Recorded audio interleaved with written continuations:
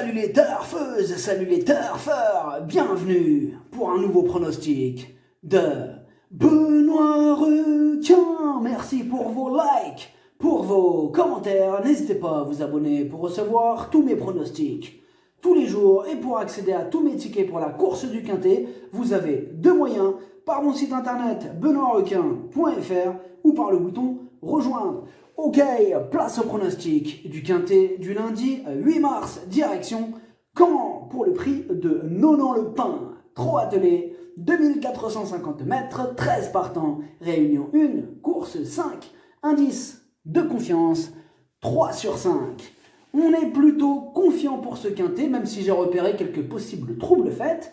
On va voir ça ensemble.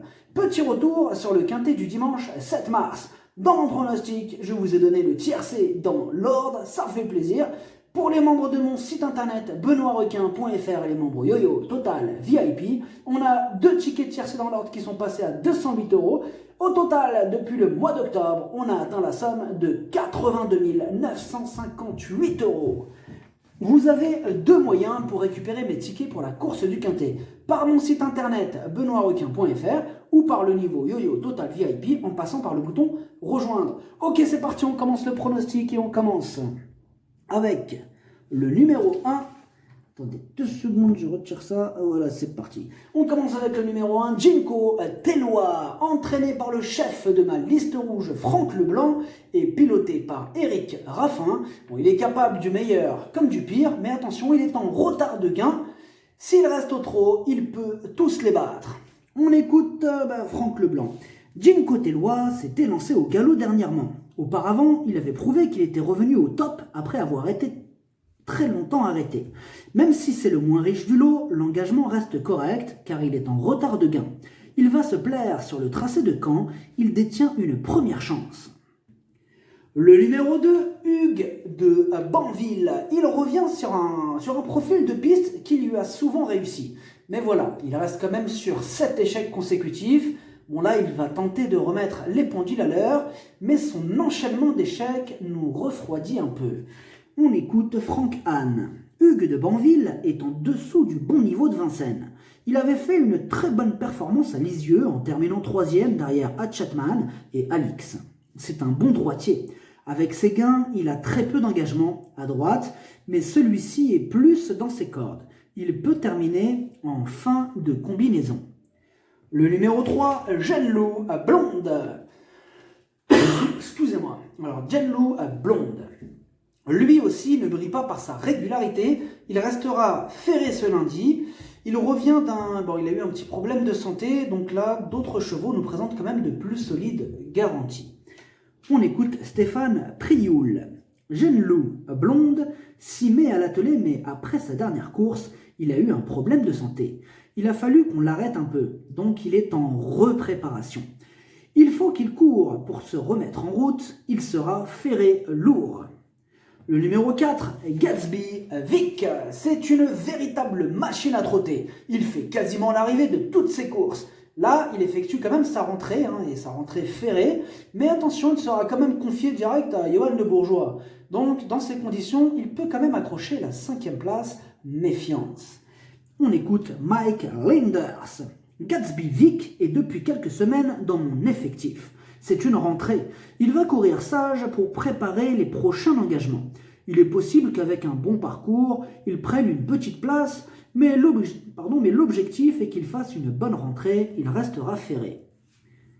Le numéro 5, Goldfly, c'est un spécialiste de la disqualification, mais il apprécie cet hippodrome. Il a triomphé 2 fois à Caen, donc voilà quand même. Mais comme d'habitude avec lui, tout sera une question de sagesse. On écoute Damien Lecros. Goldfly a décompressé et il est allé régulièrement à la plage. Pour sa rentrée, il ne m'a pas laissé une impression favorable. Pour cette raison, je le mènerai de nouveau dans ce Quintet. J'ai besoin qu'il me rassure. C'est dommage car il va se plaire à Caen. J'ai hésité avant de le déférer des postérieurs, ce qui l'aide. Le numéro 6, Gold Duval. Sa discipline de prédilection, c'est le trot monté. Mais attention, il a déjà quand même bien fait au trot attelé. Dans cette course, il guettera la moindre défaillance des chevaux en vue, casseur de tickets repéré, il a vraiment sa place dans un champ réduit. Attention quand même à ce numéro 6. Bon, moi je l'ai mis en cheval de complément, on ne peut pas tous les mettre. Ils ne sont pas beaucoup de partants, comme vous le voyez, mais il y a quand même... lui, c'est mon principal casseur de tickets, ce numéro 6. On écoute Franck Blandin. Gold Duval a aussi de la qualité au trot attelé. Non seulement il travaille bien dans cette spécialité, mais lorsqu'il va aux courses, ses hits attelés se passent toujours bien. Il est capable de belles choses. Comme il arrive en fin de ferrure, il sera pieds nus. Il peut juste manquer de vitesse, on verra bien. Le numéro 7, Hidalgo du RIB. Il reste sur une belle victoire alors qu'il était déféré des 4 pour la première fois. Et bien que ferré cette fois-ci, il semble garder encore son mot à dire. Attention aussi à lui, donc bon, lui carrément je l'ai gardé, et je l'ai gardé assez haut. Il me plaît bien, même ferré. Le numéro 7, attendez, on écoute, excusez-moi, son entraîneur de ce numéro 7, Joël Allais. Hidalgo du RIB restera ferré. On ne peut pas le déférer très souvent et puis c'est un moins bon engagement que la dernière fois. Il est performant ferré, mais il ne faut pas qu'il fasse de faute. En effet, il reste délicat avec ses grandes allures, ce n'est pas de la mauvaise volonté. La piste de Caen va lui convenir car il trotte grand. Le numéro 8, Ganymède de Corbery. La régularité ne fait pas partie de ses principales qualités. Bilan catastrophique, corde à droite, mais il vient de battre son record chronométrique. Il est sur la montante, on doit lui accorder une note de méfiance, quitte ou double. On écoute Yann Dauquin. Ganymède de Corbery a fait sa valeur le mois dernier à Vincennes. Il est sympa et facile à entraîner. Il s'adapte à toutes les pistes. Physiquement, il a l'air très bien. Une fois de plus, le déroulement de l'épreuve sera déterminant. Il faut impérativement lui cacher l'effort et préserver sa pointe de vitesse jusqu'à 300 mètres de l'arrivée. Le numéro 9, Avaroche. Il redescend de catégorie. Il sera déféré des 4. Il faut savoir qu'il a carrément couru au niveau groupe 2 et groupe 3 l'année dernière. Dans ce lot, sa chance saute aux yeux. On écoute Benjamin Gotz. Avaroche monte un peu en puissance. Cela lui a fait du bien de courir aux montées. Ici, c'est un bon engagement face au G. Il met pas mal à l'entraînement. J'espère qu'il sera dans les 3 premiers. Il n'est pas vraiment confirmé corde à droite, mais sur la grande piste de Caen, ce n'est pas trop un souci. Le numéro 10, Ghost, il est archi régulier, il fait quasiment l'arrivée de toutes ses courses, déféré des 4 pour l'occasion, il s'annonce redoutable.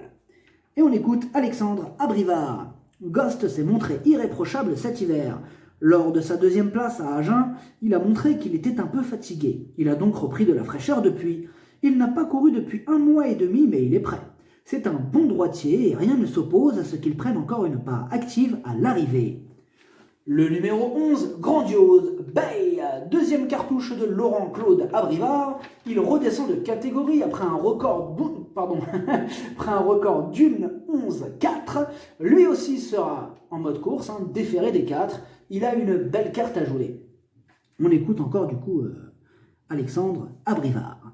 Grandiose Bay n'a pour ainsi dire pas couru dernièrement. Il a reculé par le jeu des relais et s'est retrouvé bloqué derrière des chevaux fatigués. Il est maniable et les pistes à droite ne lui posent pas de problème, comme l'atteste son succès à Bordeaux le mois dernier. Il est d'égale valeur à Ghost. Le numéro 12, Gadget du Louvet. C'est au trop monté qu'on a l'habitude de le croiser, mais il fait partie des plus riches de la course et il sera pieds nus pour l'occasion. Il va tenter de jouer les troubles faites dans ce lot peu fourni. Attention, c'est mon 2e casseur de tickets repéré, ce numéro 12. On écoute Franck Blandin. Gadget du Louvet a pour lui d'être bien situé au gain. Même s'il a souvent couru sous la selle ces derniers mois, il a montré de la qualité à l'attelage. J'ajoute qu'il est meilleur à droite. En revanche, je ne l'ai pas comme souhaité ces derniers temps au travail. Je ne suis pas sûr de sa forme, il n'est pas hors d'affaire pour une place. Le numéro 13, Galliano du Désert, engagement en or à 580 € du plafond des gains. Alors ses sorties sont en demi-teinte, mais à l'issue d'un parcours sur mesure, il va tenter de se mêler à l'emballage final. Et on écoute Christophe Klein. Galliano du Désert a dû affronter des lots relevés cet hiver à Vincennes. Malgré de bons chronos, il n'a pris que des places. Lundi, je pensais que sa tâche serait plus facile. Il y a encore des clients et j'ai peur qu'ils doivent viser une petite allocation une fois de plus. En revanche, il est aussi bien à droite qu'à gauche. Le pronostic, ça donne As, 10, 11, 7, 9, 13, 8, 4. Cheval de complément le 6. Si jamais il y a un autre nom partant, et ça peut arriver, le 12. Merci d'avoir suivi cette vidéo. N'hésitez pas à vous abonner pour recevoir tous mes pronostics tous les jours. Et pour accéder à tous mes tickets pour la course du Quintet, vous pouvez passer par mon site internet benoîtrequin.fr ou par le bouton rejoindre sur le niveau Yo-Yo Total VIP.